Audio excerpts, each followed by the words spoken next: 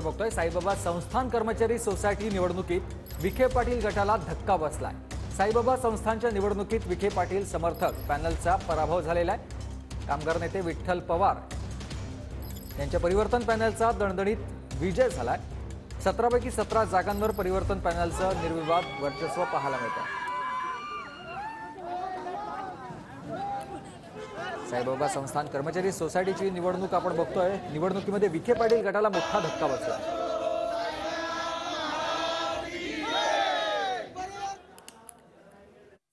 सर्व साई संस्थांमधील कामगार यांच्या पाठिंब्यामुळे ते कायम असो, कंत्राटी असो, आउटसोर्स असो, तसेच आमचे सोसायटीतील कामगार माझ्या असंख्य ज्ञात अज्ञात अदृश्य शक्तींनी, माझ्या मित्रपरिवारांनी आणि या संघर्षात कायमच मला साथ देणारे